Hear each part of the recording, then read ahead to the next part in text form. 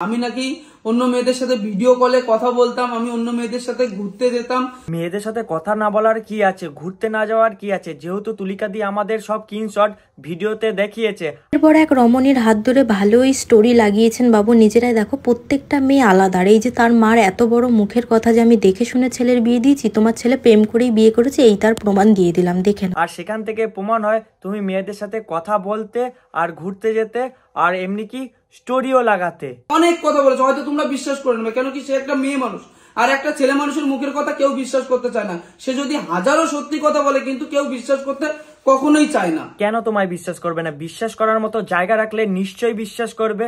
আর তুমি যদি সেই জায়গাটাকে নষ্ট করো তাহলে তোমায় কেনই বা বিশ্বাস করবে? কখনোই চায় না। কিছুক্ষণ আগে দেখলাম যে ভিডিওটা আবার ডিলিট করে দিয়েছে। আরে তুলিকা দি ভিডিওটা ডিলিট করেছে কারণ আগের ভিডিওতে কিছু মেয়ের স্ক্রিনশট সেই ভিডিওতে লাগায়, আর সেখানে কোনো একটা মেয়ের প্রবলেম হয়, বাড়িতে ফ্যামিলি প্রবলেম হয়, কারণ তার বিয়ে ঠিক হয়ে যায়। দেখো কি বলছে তুলি। তোমরা অনেকেই কমেন্ট করছো যে আমি আগের ভিডিওটা প্রথমে ডিলিট কেন করেছিলাম। তার কারণ হচ্ছে এইসব ঝামেলাগুলো তো অনেকদিন আগের। তো তার কালকে রাত্রেবেলা একটা মেয়ে আমার ফোন করে, পার্সোনালি ফোন করে বলে যে দিদি ভাই আমার ফ্যামিলিতে খুব অশান্তি হচ্ছে, আমার ঝামেলা হচ্ছে, আমারও বিয়ে ঠিক হয়ে গেছে, তুমি এরকম ভাবে ফেস রিভিল করে দিলে। তো আমি সেটা মনে করে, এত জানোই স্ট্রাইক খেলার খুব বাজে একটা খেলা শুরু হয়েছে এখন, তো সেসব কারণে আমি সেই ভিডিওটা প্রাইভেট করে দিই। দেখলে তো সব এই কারণেই তুলি দি ভিডিওটা ডিলিট করেছিল। একবারও বলিনি, না তার পিসি বলেছে, না তার মা বলেছে, না শেখ বলেছে। আজকে আমি নতুন বিয়ে করেছে বলে ও চাইছে আমাকে কিভাবে সোশ্যাল মিডিয়ায় খারাপ করবে, আমাকে আমার ফ্যামিলিকে কিভাবে খারাপ দেখাবে। এখানে তো খারাপ করার কোনো কথাই আসছে না। মানুষের জীবনে দুবার বিয়ে হতেই পারে, মানুষের জীবনে ডিভোর্স হতেই পারে, কিন্তু তুমি এত বড় ইউটিউবার হয়ে কেনই বা লুকিয়ে লুকিয়ে বিয়ে করতে গেলে? আর এর থেকে বোঝা যাচ্ছে এর মধ্যে কিছু একটা ঘটনা নিশ্চয়ই আছে। নিঃসন্দেহে তুই ঠিক কথা বলেছিস। আজ থেকে 2 বছর আগে তার সাথে আমার ডিভোর্স হয়ে গেছে। তো আমি প্রেম করে বিয়ে করি বা দেখাশোনা করে বিয়ে করি, তার বাবা এতে কি প্রবলেম হচ্ছে? হ্যাঁ, তুই প্রেম করেই বিয়ে করিস বা দেখাশোনা করেই বিয়ে করিস, সেটা তোর ব্যক্তিগত ব্যাপার, কিন্তু তুই লুকিয়ে কেন বিয়ে করলি ভাই?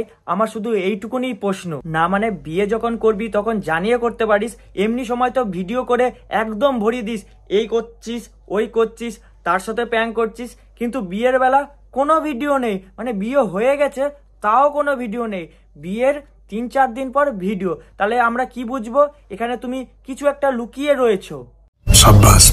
তারপর চলো আমরা ভিডিওর মেন পার্টে যাব, যেটাকে প্রমাণ করানোর জন্য দুই তরফ থেকেই ভিডিও নামানো হচ্ছে। বলছে যে ও যেটা মেনশন করেছে যে আমার গলায় লাভ বাইট ছিল, আমি অন্য ছেলের সঙ্গে রাত কাটিয়ে এসেছি, নাকি সারাদিন অন্য ছেলের সঙ্গে ছিলাম। প্রথম কথা, এটা হচ্ছে একটা ফেক। আমার স্কিনে প্রবলেম আছে, সেটা আমার ছোটবেলা থেকে যারা আমায় চেনে তারা জানে। আমার এরজিমার সমস্যা, আমি তোমাদেরকে এটারও প্রমাণ দেব। তোমরা নিজেরাই দেখো, এগুলো আমার পায়ে হয়েছে এক এক বছর এক এক জায়গায়, কখনো গাল কখনো। তো তুলিকা দি এখানে বলতে চাইছে যে উজ্জ্বল তার নামে যে ফেক ঘটনাটা রটিয়েছে, তার গায়ে নাকি লাভ বাইট ছিল, সেটা আসলে লাভ বাইট ছিল না, সেটা আসলে হচ্ছে তার স্কিনের প্রবলেম ছিল। আর এটাই তুলিকা দি তার ভিডিওতে প্রমাণ সহ দেখিয়ে দিয়েছে, তার পায়ে গায়ে সব জায়গায় এই স্কিনের প্রবলেমটা দেখা দিয়েছিল। আর এই স্কিন প্রবলেমটার জন্য কি কি মাখতো সেও তার ভিডিওতে প্রমাণ সহ দেখিয়ে দিয়েছে। দেখো দেখো এই যে হচ্ছে সেই মলমগুলো যেগুলো আমি ব্যবহার করতাম, প্রথমে এটা আমি ইউজ করেছি, আমার কমতো না। তারপর ডক্টর যেটা লিখে দিয়েছিল, এইটা দুটো ইউজ করেছি, দেখতে পাচ্ছ অনেক আগে থেকেই এই সমস্যাটা হয়। এই দুটো ইউজ করেও কমেনি, লাস্টে আমার এটা ইউজ করে কমেছে। তো তোমাদের আমি প্রমাণ সহকারে, বাকি প্যাকেটগুলো নেই, সব তো আর কেউ জমিয়ে রাখে না, এসব প্রমাণ হিসাবে এই রয়েছে, তোমাদেরকে আমি দেখালাম। তোমরা সবাই দেখতে পেলে সে অনেক রকম ওষুধ ব্যবহার করতো সেই স্কিন প্রবলেমটার জন্য। এমনি কি সে ভগবানের দিব্যি দিয়ে বললো নাকি ওটা লাভ বাইট না, ওটা এমনি স্কিনের প্রবলেমটাই ছিল না। আমি কোথাও কারোর সাথে যাইনি, আমি ভগবানের দিব্যি দিয়ে বলছি যে না, আমি ওসব কোনো কিছু করিনি। আর অন্যদিকে উজ্জ্বল বলছে নাকি ওর কোনো অ্যালার্জির প্রবলেমই ছিল না। আবারও মিথ্যে কথা, ওর নাকি অ্যালার্জির প্রবলেম ছিল। তো তোমরাই একটা জিনিস ভাবো, সেই মানুষটা আমার বাড়িতে 1টা বছর আমার সাথে ছিল, কই আমি তো কোনোদিন দেখিনি যে তার অ্যালার্জির প্রবলেম আছে। আর আজকে সে বলছে আমার নাকি সেগুলো অ্যালার্জির দাগ ছিল। বিশ্বাস কর ভাই, তোরা এবার থাম, আর তোদের প্রমাণ করতে হবে না, দুজনকেই বলছি আর প্রমাণ করিস না, বিশ্বাস কর, আর ভালো লাগছে না। এ প্রমাণ দিচ্ছে, ও আবার প্রমাণ দিয়ে দিচ্ছে, বন্ধ কর। আর শেষে তোদের একটাই কথা বলবো, এক হাতে তালি কখনো বাজে না, কারো কম কারো বেশি দোষ থাকে। তাই আমার মতে মনে হলো এখানে উজ্জ্বলের বেশি দোষ আছে আর তুলিকার একটু হচ্ছে কম।